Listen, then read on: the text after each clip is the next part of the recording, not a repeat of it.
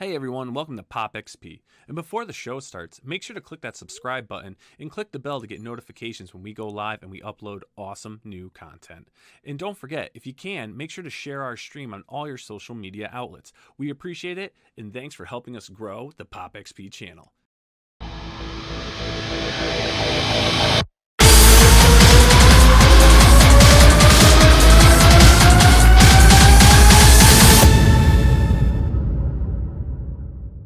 Hey, what's going on YouTube? It's the brain of the mainframe here, Nile Scott with the Pop XP. And joining me tonight is teen sensation, Mr. Billy Tucci, and the most amazing Frank you're ever going to meet, Frank Amazing. And we're here for another exciting episode of Crowdfunding Comics. We have three great creators, gentlemen, on tonight.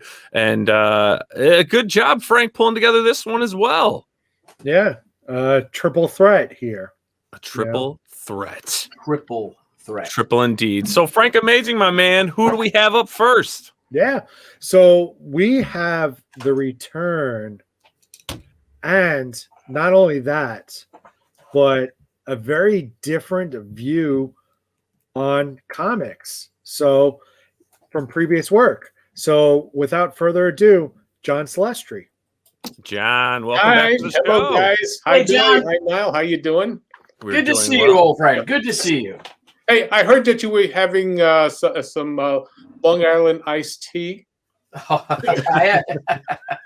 Long Island Guinness. Yeah, I had some just for lunch today. Yeah. Okay. Usually when we do the late night streams, and that wasn't my fault, the Wonder Woman thing. I didn't think I mentioned anything inappropriate. But, sometimes we're doing the things. Now drinks beer. I'm trying not to drink any beer. Today, actually, my Guinness was the first time I've had beer in almost a year. Oh, boy. So, but normally when I'm streaming, I'll have wine. Mm-hmm. And wine just hits me like that. A few glasses of wine. Tucci, what you're not drinking the Italian stuff, the table wine, the 5%. Oh, what are you doing? He's drinking Long Island wine. Yeah, the big, right? The gallon and a half jug. That's right. They're at the end of the table with Julius and Ernest and Julius Gallo, the Gallo brothers. Now I'm usually drinking some Cabernet, but Okay. like I said, because I usually don't also eat dinner till after the shows. Oh, So I'm usually drinking on an empty stomach, and ooh, things get away from me, Well, it's St. Patty's Day. There's an excuse for that. Yeah. Yeah. Right. Always an excuse for that. So, John, we've got you back on. And, last time we had you on, you drove the campaign. And what do we have you on for today? we have Bloodwing Angel Chronicles. This is very much kind of like it's a heavy metal style of comic book. Nice. It's about an angel, an angel who's let's put it this way. You ever feel like the gods are playing with you, like you're a pawn in a cosmic game? Well, that's Every what day. happens to Michael the Bloodwing Angel. And he's transformed in both male and female form. Michael is unjustly banished to the mortal realm and struggles to survive amongst demons and living dead. Along the way, Michael becomes the guardian angel to a neighborhood filled with killers and sinners. Jeez, John. Yeah. What is I this think we're world done. of horror? Right? We're This done. world of horror you've thrown on us. You got to remember one thing. I'm from Bensonhurst. So Oh boy. Oh, they'll cut you. Oh boy. Celestri from Bensonhurst. Oh boy. Yeah. You'll gut you like a fish. Yeah. There you go. So, you're rolling past that shot up there. Keep on going back up. Okay, you see that there? That L&L gift shop is an homage to my parents' religious gift shop when I grew up, and that was on 18th Avenue and 86th Street and 17th Avenue. And they were actually called L&L, like the letter L and a letter L for Loretta, Lena, and Loretta. And it was a religious gift shop, a Catholic shop, that they sold chalices and ciboriums and priest vestments and things of that sort. But in this case, because of the circumstances and the new world that Michael, that the angel finds him and herself as in this case, religion, it's anything goes, from chalices and priest vestments to sacrificial knives, daggers, and such. Wow. Across this, yeah. Okay, I'm pitching. I'm trying to give you a good idea of what all this is all about. Entails across the street from this shop and from my parents' religious gift shop was the 1717 Club. Was where the mob, the boys in the neighborhood hung out. The mobsters would be there. I mean, because Joe Colombo's had his real estate agency office 2 blocks down from us. So that was the neighborhood, and that's what I grew up in. And I'm putting all that together. Safest block in Benson, safest block in Brooklyn. Yeah, it's the safest. You're absolutely correct. It was the safest block in Brooklyn. So I'm putting all that together into characters that I'm putting in there. We've got your mobsters. You've got the club going on. You've got this world where people are no longer, it's not Brooklyn as you know it. It's not the world as you know it, because when Michael is plucked from the heavenly choir and is tossed out to be a pawn in the game between God and Satan, the crucial promise was broken, which is that if you obey me, you will be safe. I will never put you into danger. You will be done. Well, when Michael is thrust throughout the universe, it goes faster than anything and tears the fabric of the universe. It rips it, and then momentarily, and then it's stitched back together, but it's different. Mm-hmm. It's no longer what is right, what is wrong, what is truth, what is lie. You don't know. And so suddenly you have to, suddenly Michael is now dealing with the fact of what Michael knows to be true and what feels within is no longer what is accepted in the universe. So this is what this it's it's like an ongoing Sunday comic strip forever. Because basically, it's dealing with the survival of this angel who is semi-mortal now. I mean, because still has angelic powers, but it's not in the same, doesn't have the same type of powers. It's semi-mortal, but it's both male and female. So we have all of these things going on where what is it that Michael has to deal with within, and how it relates to the rest of the world. And you're seeing it from both sides of the spectrum, and both sides of the street, so to speak. Anyway, so that's the short of it. That's cool. That's cool though, how this is all like inspired by your real life, where you grew up, your neighborhood, and how you incorporated that in. Because I mean, this is a lot different compared to your other campaigns of what you had going on. This is obviously more adult centric. Yes. Now, what is the actual time period we're in? Oh no, this is because time has changed. Mm-hmm. Okay. For example, when you are in I had this conversation a couple of years ago when I did this as a novella first. This is what I started it as a short novella, as a novella. It was maybe about 25,000 words, and I had a friend read it, and he went, "I don't understand all of this. How come? Where's the time period?" Well, first of all, eternity has no time period. Okay, mm-hmm. So what we're talking about is, let's say it's the angels are singing and blah blah blah. Well, they don't have any time. So therefore, and suddenly it's you're speeding faster than the speed of light. It is so fast it tears apart the universe. Well, then time suddenly has no meaning. So where we are, it could be in what would be a blink, like 3 pages of the of story of panels and whatnot. That could be 500 years. Mm-hmm. And things have changed. So people remember what it was like before this cataclysmic event occurred. Suddenly you go from having one moon to 2 moons. Suddenly everything goes black. electronics no longer work. We're in a dystopian world. There is a huge wall that everybody has to build around their own little communities because there are demons all around that are coming out of dimensions. So all things cool. Is just there is a tremendous. If you can imagine it, it is going to be. Oh wow! So I just let myself, I think about these things all the time. So I mean, it's easy for me to do this because, hey, remember, I was an animator. I did all this stuff, and I've, as Billy, as as you get older, you have more stuff to draw from. Yep.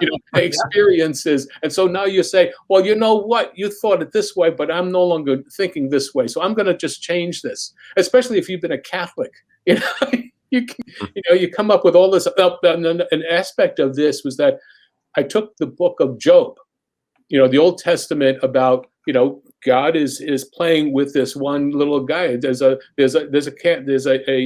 little competition between Satan and God as to whether or not Satan can influence this holy man by taking everything away from him. Mm-hmm. Nice. So there is all. This is an ambitious project, to say the least, my friend. Well, it's kind of like it's what I do. Yeah. Mm-hmm. This is. I mean. I'm doing this in 48 to 52 page spurts. In other words, each book, it will be about 52 pages, including cover, but it's all content in there.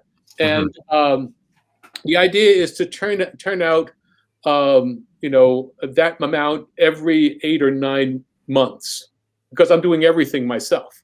But since I've already written the book, the novella, this whole section, I just keep on turning it out and just work it, churn it out maybe about a page and a half a week, complete, in terms of pencils and sketches and whatnot.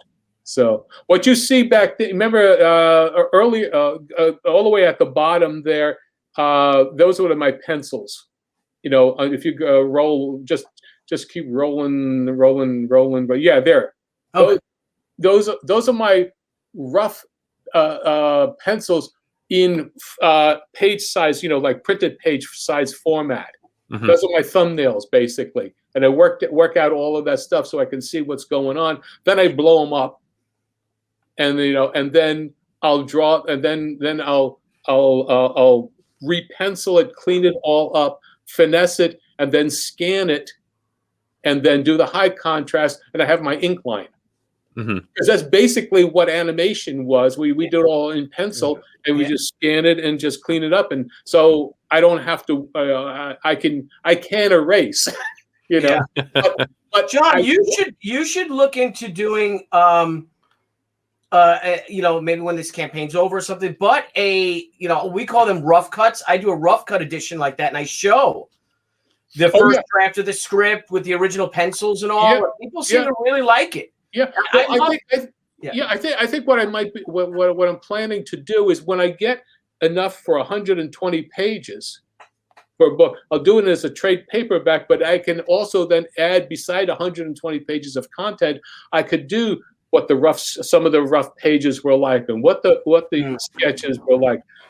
If you remember the Mega Moose, I did a campaign. I did basically an ash can version where you saw all of the rough pages that I did in its format, and that was one of the books. So that was part of the campaign. So, but yeah, that's. I mean, people like to see your thinking. Yeah, they like to see process. Yeah, they love to see the process. I do. I always, when I find, Indiegogos or Kickstarters and someone offers that, I always get them. Mm-hmm. Yep. No, I love the style of the book. I really do. I love your art style in this. It's really awesome, and this is this is quite an endeavor. Now that you've explained everything, and I have a way better grasp of this. Wow, this is incredible. This is incredible. Now you still got to get funded. Yeah. You're just shy of your $1,000 goal. Yeah. You have 13 days to go. So everyone that's watching this, make sure to share this on all your social media, your Facebook, your Twitter, your Instagram. There's 13 days to go on this campaign. Did you run this on Indiegogo at all? No. What I did this as just as a test. I offered the first chapter, the first 24 pages as a $2 PDF perk on the Indiegogo thing. Just to see how that was going.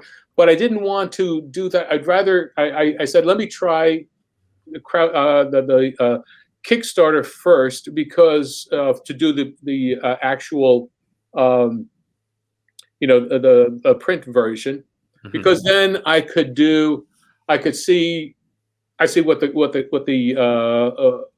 what that audience. Those are two different audiences. Correct. Kickstarter is very different from Indiegogo, and also with Kickstarter, you're one and done. I mean, that's it.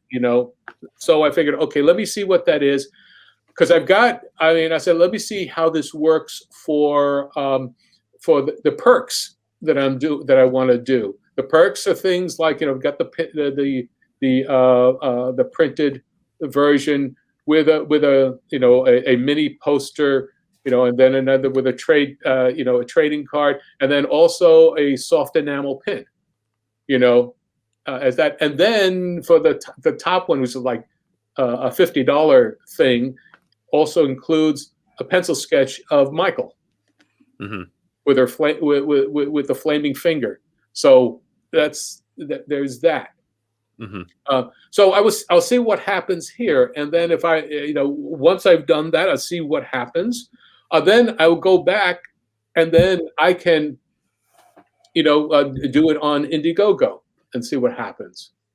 Oh, very good, very good. Yeah, this looks awesome. This is great. Let's play your campaign video. Okay. Bloodwing Angel Chronicles. The adventures of Michael, an innocent angel who is unjustly banished to the mortal realm and battles to survive amongst demons, sinners, and living dead.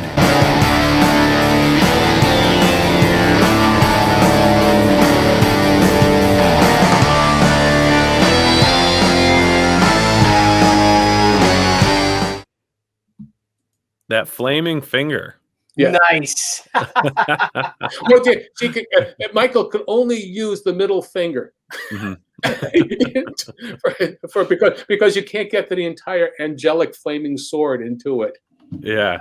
So you have to give. It is a supernatural hero with powers, but it's not the same thing. Can't see like through all of you. It doesn't have the angelic ability to see through from one end of the universe to another, but he can see, like somebody in movement, like 1,000 paces or 2,000 paces, like a hawk.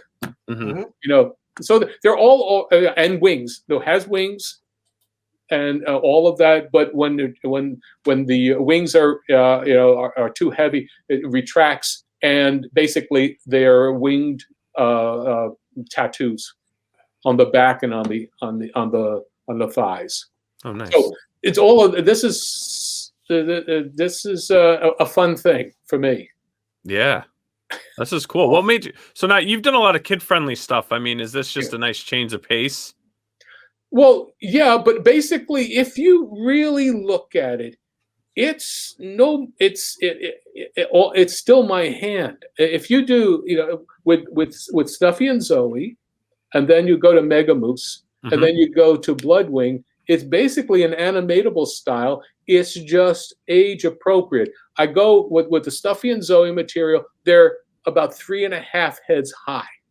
When you go to Mega Moose, you're about 5.5 heads high. And then when you go to the Angel, they're 7 heads high. It's more human.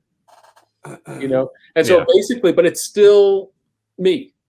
I haven't. I don't have to think about what I'm doing. I'm just. Well, this is more geared towards adults. So I mean, there's some slight nudity. The script is slightly different. I'm not really talking the drawing style, but the content and imagery is you go in, you have more your all ages books type stuff. And then this is a different change of pace. Offering something for the older crowd. It's very, as I said, it's very mature, but at the same time, I'm just not censoring myself. Yeah, I mean, there's cursing. There's nudity, there's all that, but it's still nothing more than what an adult might be interested in actually reading a comic book that isn't meant for a 15-year-old. Correct. Yeah. Yeah. No, that's good. That's good. That opens up the variety of your work, and especially as you're growing your, crowdfunded comic market. Yeah. Yeah, this is very cool, man. Thanks for bringing this along. I mean, this looks great. I love that art. I just love the art style, especially I love the adult script, uncensored stuff, but with that awesome, just kind of heavy metal, cartoony, I mean, you can't go wrong with that. How awesome is that? Visually, you're just so connected. And then, mentally while you're reading and that voice in your head just picks up, exactly what you're seeing. I mean, this is great, man. This thing's you got 13 days to go. I know you'll get funded. And then definitely take this over to Indiegogo. I think that this will do great on Indiegogo. But yeah, I mean, this is awesome, man. Thanks for bringing this onto the show. Thanks for having me on. Thank you. Yeah, definitely. What else do you have coming down the pike after this? Well, right now we're doing. I mean, I'm carrying on with this. The whole idea is I will just keep on working this for as long as this is something that allows me my voice. So I'm just going to keep on going. I'm going to see what happens with the holiday special, how well it gets picked up at Disney Plus. To see what the reaction is, because basically this is the same thing. I mean, it's all heavy metal material, but drawing Boba Fett was the same thing. Basically it's the same kind of dynamics, but Boba Fett was not anywhere near as adult oriented as this. But I like to see what just from my curiosity to see how people react to the holiday special Boba Fett once it's no longer a rarity. Yes, that's true, because now I forget, I just saw something. I mean, because I think it's coming to Disney Plus pretty soon. Yeah, on April 2nd. April 2nd, yeah. So that's going to be on there, and I'm sure they're going to remaster it a bit. They got to make it pleasure. I wonder if they're going to, adapt it for modern television or leave it at the scale it was at. That'll be interesting to see. Well, it was all film. Well, yeah, but digitally they can do anything. Yeah, they can. So I wonder if they're going to keep it original. Just remaster it the way they would do old Warner Brothers cartoons, or Snow White and the Seven Dwarfs, or something like that. So we'll see what that is. But in terms of what else is coming down the pike, it is to see how far I could take an adult themed comic book series, where people, in terms of the themes, the adventure, the action, but also a little more thoughtfulness, not navel gazing, but rather just stuff that you're dealing as an adult, or as every human being does. And that's what I'm going to do, for the next 10 years until I'm 81. So there you go. Sounds like a good plan to me. Well, John, keep us in the loop with everything you got going on. You're always welcome on the show, and I hope you and your wife have a lovely night tonight. Thank you. I plan to. There you go. Hey, excellent. Great to see you, my friend. Great to see you, John. Thank you for coming on. And everyone, make sure to back Bloodwing Angel Chronicles. Yes. Thank you. And we'll share it on Twitter and all of our other feeds and everything for you to help push that through. Kudo. Thank you. All right. Thank you, John. Have a great night. Bye. All right, Frank. Amazing. All right. Who's next on the chopping block? I don't know. Should we bring in some two brothers? Yeah. Should we switch it up? We'll go from one guest to two guests. Switch it up. Yeah. Let's do it. A brother sandwich. Brother sandwich? What kind of sick shit are you into? What are you into? What Can I is be that? the jelly? Because sometimes they say I'm extra sticky. Extra You know what I mean? Extra sticky. sticky. Speaking of extra sticky, we got Phil Zayd in the house. And Zayd Thomas. Phil, how you doing, extra What's sticky up? girl? What's up, girl? And we got Branden. There he is. You being Hey. extra sticky today? I'm here. I didn't hear your question. What's Are up, you- boys? It's not important. Are you being extra Yeah, sticky? Are you sticky, Branden? Oh God, no. Where's that butt pillow, Branden? Oh my Where's God. that damn butt It's over pillow? there somewhere. He's like, this is it's over there. So this is Exactly. Like, dude, What is that's this weird. stream? I don't mean it. What's going on, gentlemen? Welcome back to the show. Yeah, thanks for having us, man. It's been a little bit, huh? A little bit, yeah. It's been a while, you know. But we got Magic Cop 2 on the scene. Yeah, How's it going? we're super excited about it. This was the first book that we did was Magic Cop, and then we did the Lost Pages, and now we're doing the sequel. So Magic Cop 2 is here. It's been up for like 2 weeks now, and we just passed, I think, this Boom. weekend passed 10K, which is crazy amazing. Wow. Wow, that's incredible. Thank you. Now, where did you guys end off with the first Magic Cop? So the first one ended like right under 14,000. I think it's around 14,000. Yeah, and it's insane because during our first 60 days on Magic Cop 1, we only made like $4,700, and with this campaign, we passed that in the first day. So to see the growth of the community and the fan base and the reception of this actually getting us past like 5K in the first day, and now we're at 10, it's so cool to see. Well, that's neat because I mean, you guys are doing that, stepping stone effect. Like you started off, then you did the Lost Pages where you did even better, and then now you're on Magic Cop 2 and you're doing even better, and it's so early on still. I mean, you guys still have 11 days to go on this campaign. Plus, I'm sure you're gonna be running in demand. I mean, you guys have really hustled, I have to say, because I remember when you first hit the scene to where you are now. I mean, you're on your third book. You've networked the hell out of it. You've had some big names working on your stuff, Tucci, and there's so many other great things that I'm sure are going to be coming from you guys. But it's just great seeing the evolution of the work. Thanks. Yeah, we couldn't have done it without crowdfunding and everybody that's backing us too. Like, this is the place to be. It's the way to go, I think. Exactly. Absolutely.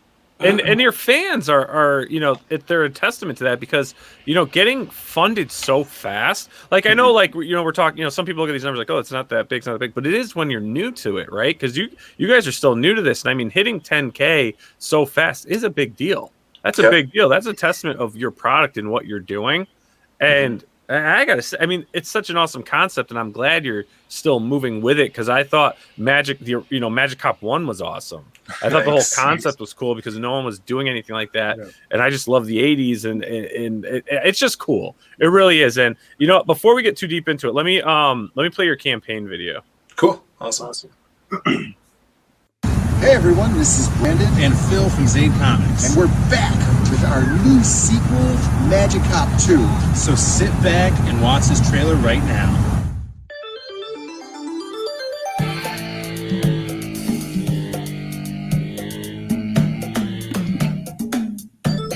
Magic Cop is everything you love about Halloween, smashed with everything you love about the 1980s. And in Magic Cop 2, all of our favorite detectives are back. Grey Wolf, the old-timer, Helly, the sexy witch, O'Hara, the half-leprechaun, half-giant, and Icky, the magic cop. This time, there's a new drug on the streets of Ambrosia. This special strain of pixie dust is giving its abusers magical powers, and it's up to the team to find out who's concocting it before the whole city runs mad with magic. But that's not all. Whoever's behind this has painted a target on the backs of the police, leading into a run-in with the city's most wanted contract killer, the Headless Hitman. This book's got a whole lot of action, a whole lot of 80s, and of course, fast cars, hot beach babes, and even hotter crime. The only detective with the spells to stop it is Magic Cop. Thanks for watching, everybody. And remember, we can't do it without your help. So hop on board. Let's go make some comics.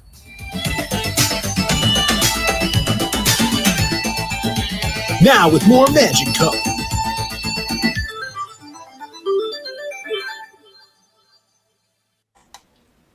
Dude, that That's cup. awesome. Yeah. I need that cup. Well, you could get it. Yeah, Oh, it was I'm going to get it. super fun to make that trailer. It was a blast. I love putting it there. He's got all the There we cups. go. What? Wait, is there 3 different cups? No, it's just one. Branden, your mic's muted, but it's one type of cup. He just has many of them in his room. I live to excess. Very Do cool. they glow in the dark? That would be awesome.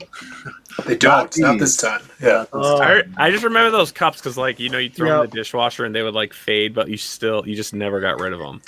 Yeah. They were always there, and it'd be like, "What is that?" I don't know. They Is that never Winnie the Pooh? faded completely, though.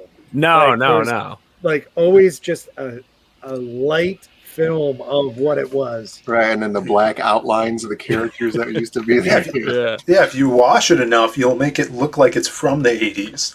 That's the thing. Seriously, Yeah. that's crazy. What made you guys be like, "All right, we have to do this cup"? I like the big plastic stadium cups, just in general like this. Like, when we do our streams and stuff, I drink out of them all the time. And I was just looking at it when we were on stream one time, and I was like, man, it would be so cool if we had a cup for our own comic. Like if I had a Batman cup or something, but like, why not make one for Magic Cop? Mhm. And then, we just had the Magic Cup idea, and it flows so punny that we just had to do it. Magic cup. Magic cup. Mhm. Very right there, Magic Cup. Yeah. Look at that. Look at that. Where is So tell the us where we screen? are with Magic Cup 2. Where are we picking up? This is basically the next case in their journey. The first book really established the characters. We wanted to be build the foundation for these characters in the universe, and now it's a continuation as well. So you're going to get that subplot with our Wolfman character, Grey Wolf. He had some tragedy in his life, and we continue that story in here. So basically, you heard it in the trailer. There is a new drug on the streets of Ambrosia, and it's a magical drug called pixie dust. People are snorting it and getting magic powers. So what happens when these junkies are now even more threatening to the city and to the cops? So Magic Cop and his team, they got to hunt down who's doing that, and the big bad guy hires this villain here, the Headless Hitman, to go take out the cops because he's tired of them being on his case. So it's going to be a lot of fun, a lot of action as well. Oh, very cool. And then Branden, you're back on interiors on this one. Yeah, I'm doing all the interiors and a lot of the promotional art as well as the interior covers. Mm-hmm. Oh, fantastic. And this, if you go back up to that book 1 reprint, for people that haven't grabbed the first book, haven't read the first book, this is an amazing cover by Kelsey Shannon, and he killed it. It's a reprint cover for the first Magic Cop 1, so people could grab that if you're a collector or you haven't read the first one yet. Yeah, no, that's awesome. That's a great cover. Yeah, Who do you have doing covers for this one? So on the main cover, Pablo Romero is back. He did the cover for our first book, which I have right here, and it's totally 80s Miami Vice inspired. And if you have this one, the second book has a cover by him as well. It has even more characters on it now. And then of course Kelsey Shannon did that reprint cover, and we're also offering a ash can. So I can actually share some pages from that ash can, but let me pull that up. And the ash can has a short story in it by Alan Alonso, who's an artist we worked with on the Lost Pages. He did the Masquerade story. So check this out. This is going to be a behind-the-scenes book, and it's also going to have a 12-page short story in it. And the story is totally inspired by 80s Steven Seagal, Bruce Lee's Game of Death, Big Trouble in Little China, and it's about Grey Wolf going above the law, taking the law into his own hands, and hunting down someone to get revenge. And we're going to see lots of action in here. It's going to be so much fun. Let me see. We got some more pages. This one was, I really wanted to kind of put a little nod to Billy's She, of course. Oh. So nice. we had this scene. This is like the second you sent page. me- Yes, yeah. So, of course, that iconic moment when she is meditating in She number 1. So it did a little nod to Billy there. He's suiting up, getting ready to go out This is like a flashback story, so he's telling this to Magic Cop. We get to see another cool page where he's going up, stalking this pagoda, and the guards outside as he cuts through into the building. Just so much fun here. And as a writer, I always want to write comics thinking about the page turn, right? So this would be right before a page turn where we get a reveal of like kind of like a boss character because he's fighting up his way up this pagoda. And so you see this like figure behind the paper wall, and then you turn the page and you're met with this big splash of this creature from the Black Lagoon mixed with a sumo wrestler. His name is Maki. Nice. That's so cool. He's gonna That's awesome. duke it out with Grey Wolf. So yeah, we have a lot of cool like genre mixing from the 80s to, you know, this one's totally that Japanese feel. And, you know, the main story with Branden's art's totally that 80s vibe going back to those Miami Vice days. So, yeah. Very cool, man. Thanks for sharing some of that. That's awesome. No problem. Yeah. So it's a lot of content there. You know, we try to put out as much content for everybody. And if you do grab that ash can along with one of the perks, then it comes with a fold-out poster as well. So, yeah, we have the main Magic Cop 2, we have Magic Cop 1, the reprint, and that ash can. Very nice, very nice. And yeah, I mean, a lot of your, you got a lot of sold-out levels here. Yeah, you know, original wand paintings, Preston original pencil art. I mean, your Kelsey Shannon OG cover art's gone. Joe Ball sketch cards. I mean, you know. Yeah, we try to, you know, Branden does all of his artwork digitally. So on the first campaign, we didn't really have the opportunity to get people original art. Although that's how we came up with kind of the trading or the sketch cards. Billy did some awesome sketch cards for the first campaign, and those we really saw people wanting that original art. So we were able to get that Kelsey cover, you know, these trading cards art that that Preston Acevedo did for us. And these sketch cards are really helping us out because people love having, even if it's a sketch card, they love that physical art. Yeah. This is cool, man. This is cool. So have you guys been hitting the circuit? I mean, I was on Mandy's stream when you guys popped on. Yeah. Yeah. I mean, how's it been marketing this one? Just chugging along? Yeah, it's been great. You know, getting sales all the time, almost every day, which is awesome to see. And the thing that we do that's kind of like unique to our campaigns is every week now. So on Monday, we're putting up a new batch of sketch cards from different artists, buddies of ours.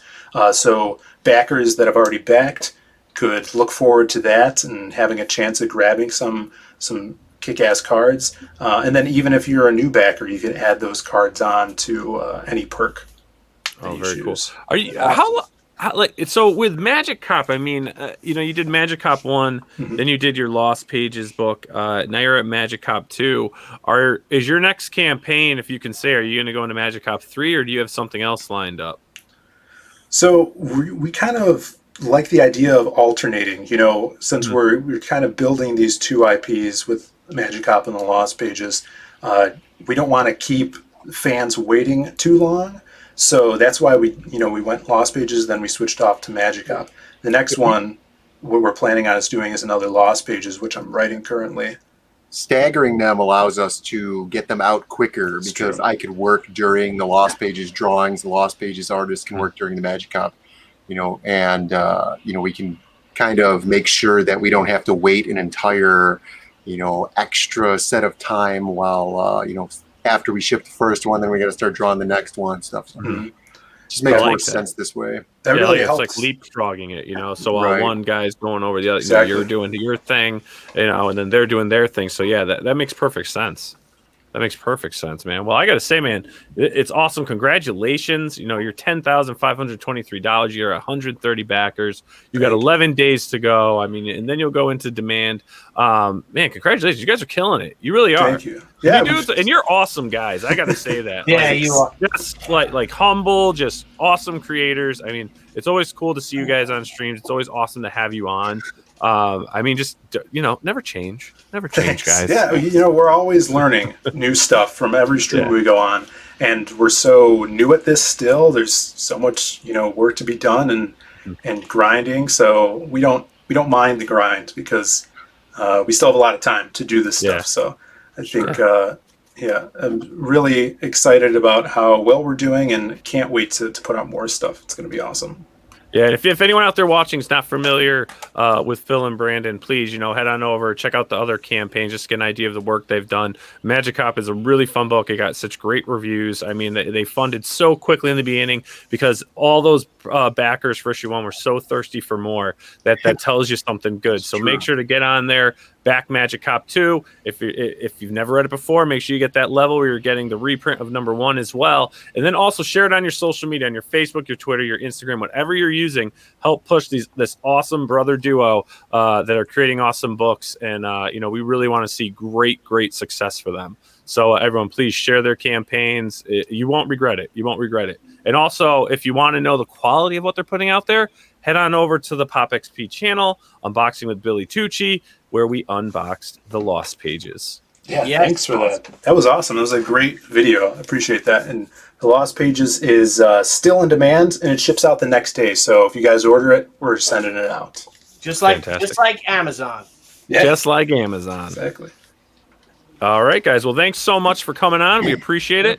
You guys are always welcome on. Keep us in the loop of, anything else you have coming down the pike, anything you want to promote, whatever it is, just shoot us an email, a message, and we got your backs. Thank you so much. Yeah, you guys too. If you guys, we have a channel, Zaid Comics on YouTube. If you guys ever want to come on to talk about anything, we've had Billy on. Definitely hit us up. All right, sounds good, guys. Well, gentlemen, have yourselves a great night. And let's get into our next victim, Frank. Keep kicking ass, fellas. Thanks, brother. All right, have a good one, guys. See you. And our next victim. Next victim, Mr. Wyatt Holiday. What's up, guys? Oh, man. I had to throw up the Politos. Yes. Oh. You got to be like, what's up, you psychopaths? Yeah. Wyatt, my friend, how the hell are you? Good. Great, man. How are you guys? Doing fantastic. And I got to say, man, we got you on for your new campaign, Eternal Armor, right? And I remember. By the way. What's that? Awesome title, by the way. Awesome title. Oh, thank you. And I just remember scrolling through Twitter, just doing that mindless scroll, where you just get sucked in that well of Twitter goodness. And all of a sudden this image comes over and I'm like, holy sugar snaps. Holy sugar snaps. I looked at it. It said Wyatt. I was like, what does he have going on? Boom. I started blasting that out. Once I saw what it was, I was like, this thing looks freaking awesome. And you guys, if you guys haven't seen this, let me pop this up on the screen right here. Boom. Eternal Armor. Look at this insanity, gentlemen. How cool is this book? Dude, the interiors are awesome. I love the style. It's got that it's like American anime type style, Japanese type monsters, machines. I mean, you know better than me, Wyatt. I mean, tell us what we have here. Yeah, Eternal Armor. It's a 64-page graphic novel about, of course, giant robots, the humans that pilot them, and a war that's going to be engulfing them all as an ancient conflict arrives on Earth for the final battle. Yeah, excellent. This is awesome. What inspired this book? I grew up a big fan of stuff like Mazinger Z and Voltron and things of that nature. Early anime stuff that we could get here in the States. And then just, as I just kind of always wanted to tell a giant robot story. It's been in my mind for a while. And I figured, this kind of style, I wanted it to kind of look like something old that the reader's discovering for the first time, that they're like, wow, maybe, give it that classic look almost. Yeah. So that's why I wanted the art style and the interiors to be that black and white, almost manga type. Yeah. Now let me ask you a question. I know you're a writer, but how do you go about designing these mecha machines? I do some really terrible sketches, and then I give them to someone who knows what they're doing, and I say, "Hey, man, can you do this, but make it look cool?" Mhm. And so I do design. I design all the characters, the robots.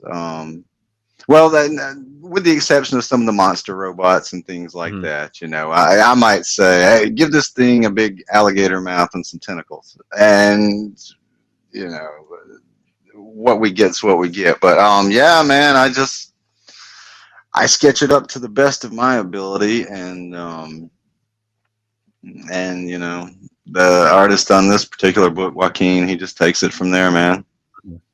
Nice. Then you've got your you have a Kanan White cover here, which came out amazing. Indeed, indeed. I have a larger version if you guys don't mind me sharing for just let's pop a second. it up. Okay. I mean, it looked great in black and white before they colored it. I mean, I know.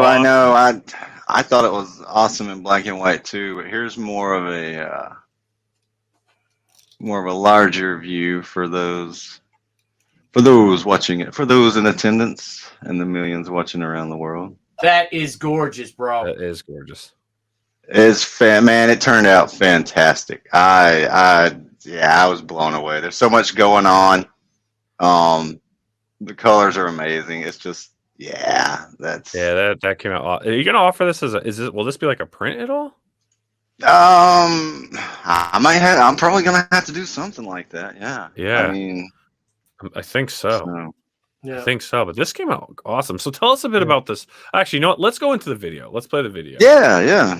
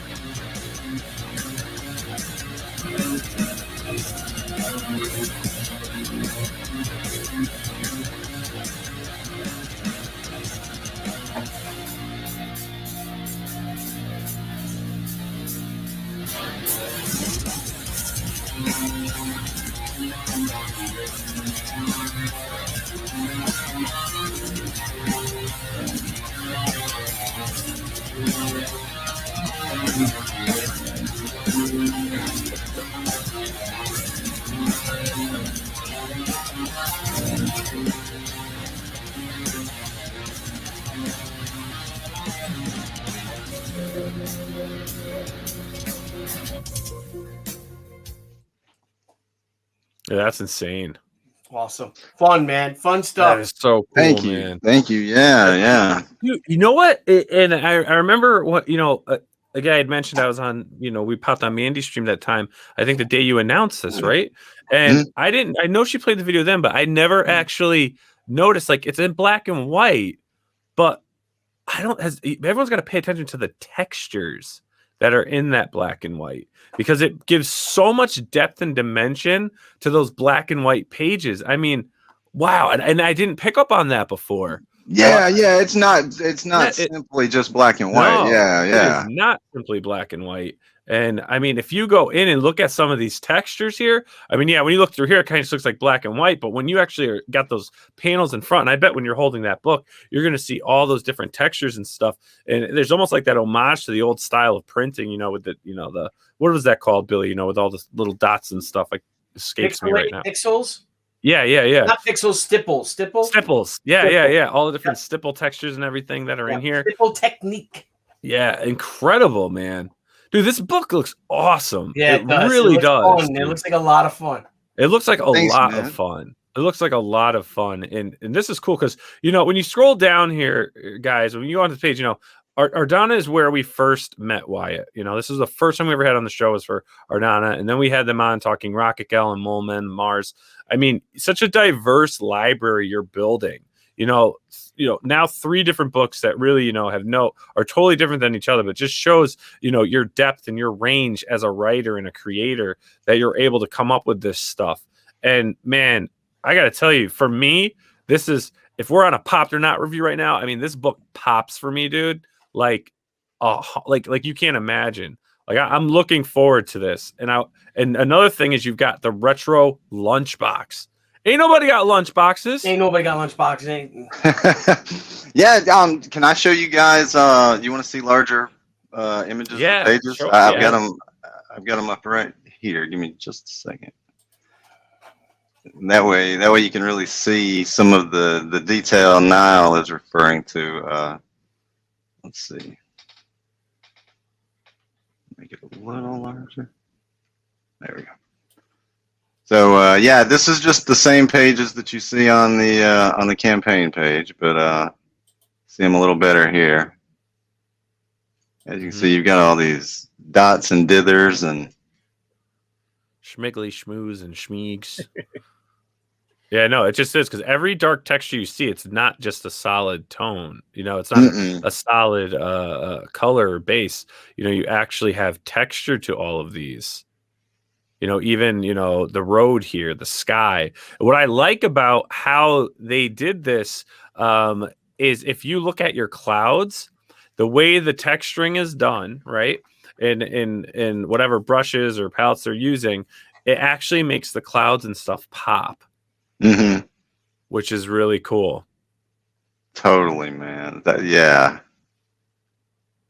I mean, who did all? Is that just your? Do you only have one artist on this, or did you have someone come in and do the inking and everything on it? Yeah, it's only one artist. Yeah, heck of a job, man. Yeah, thanks, man. So yeah, that's a little better view of the pages. Yeah. So what are the backers going to get? I mean, why should people back this book? Come on, Wyatt. Why should they back this? Why should they back it? Because it's the most butt-kicking robot book of freaking 2021, man. I mean, if you don't get this one, you're going to miss out on what's coming because when, I got 64 pages to tell in this story. So I think people are going to be hooked. It's going to be good. There's a lot, it's not just fighting robots.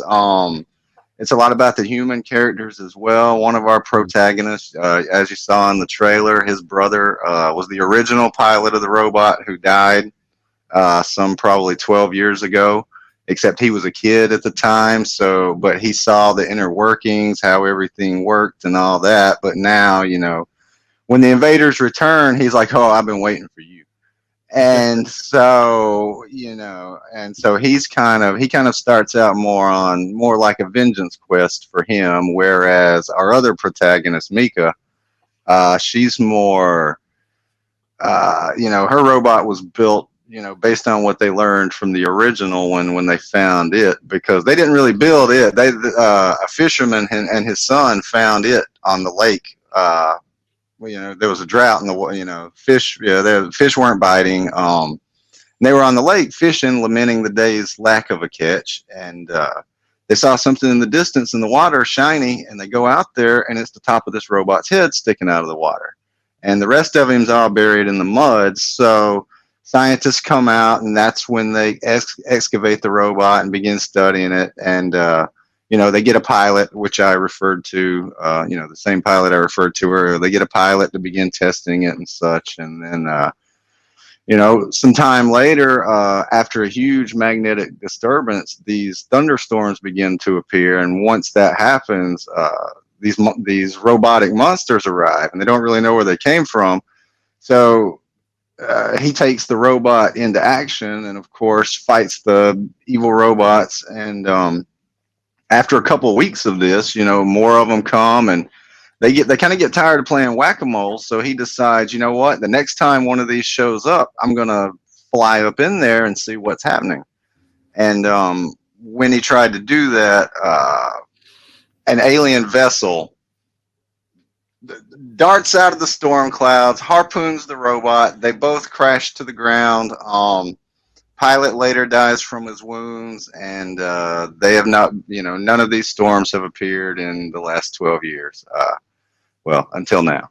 And so, at the time that our book starts, we really, the humans, they don't even really know who the bad guys are, where they came from, but we'll learn pretty quickly in the book who they are and what that's about. But there's going to be, like I say, what I always wanted to do was take 70s style, like that 70s style of giant robots, and kind of put them in a war story along the lines of Robotech or Gundam, something like that. And then with a lot of weird science elements of, say, maybe something like Captain Harlock or Star Blazer, something like that. So the villains are going to be kind of spooky. There's going to be a lot of weird stuff in there too. It's going to be cool, man. It's going to be robots, sci-fi, a lot of things rolled into one, but cohesive. So, that it makes sense. No, very cool, man. Well, hey, I really appreciate you bringing this onto the show and sharing it. And we're going to share it on, our Twitter, our Instagram, Facebook. Will help push it for you. You're at 84 backers. You have 11 days to go. You are funded, which means you are going to head in demand. And really, everyone out there, this is an awesome book. It looks amazing. Great covers, great interiors. Top-notch textures and everything. The script's going to be killer because, it's been written by Wyatt. So, seriously, get on there. Back this campaign. You won't regret it. It's going to be awesome, man. This is awesome. Congratulations. This thing is such an eye catcher, too. It really is. Yeah. And, I'm not saying anything less about your other books. This one just really popped. Really awesome. Because, not a lot of guys are, yes, there's been other stories out there with, mecha machines and giant robots and stuff. But in the crowdfunding thing, you don't see too much of that. And it's cool to see that being done. And I think you're doing it. You're doing it well. And I think you're, really a lot of guys that want to do this, I think they can look up to what you've put here and accomplished. So definitely good luck to you on this. And everyone out there, really check it out. And, if it's not your thing, at least have respect for the art and all the hard work that's into this and share it on your social media as well. And man, Wyatt, this is awesome, dude. Is this going to be an ongoing series? I would like to think so. Yeah. It will. First is a self-contained story, but there is a larger story, that can be explored beyond this. So, technically this would, if it's ongoing, this would be the first part in quite the story I have planned over the next few years. So. All right. Very cool. Very cool. Well, thanks again for coming on and sharing that. And everyone, if you are enjoying Crowdfunding Comics and Five and Dime and all the other great shows that we have on the Pop XP network, please make sure to click that subscribe button, smash that bell. This way you get notifications when we go live and we upload new content. Until next time, everyone, we will see you all on the next Crowdfunding Comics. Wyatt, you're crushing it, brother. You're crushing Thank you. it. Keep it going. Good night. All right, everyone. Have a great night. Good night. Good night, everybody. Thanks, Wyatt. Thank you. And thanks to all our guests tonight. What a great show, guys. Great lineup. Great lineup. Fantastic. Hey everyone, thank you for joining us on Pop XP. If you haven't already, make sure to click that subscribe button and also click the bell for notifications when we go live and we upload some awesome new content. Also, don't forget to head on over to Twitter and follow us at the Pop XP and over on Instagram at the Pop XP. Thanks again everyone, and we'll see you soon.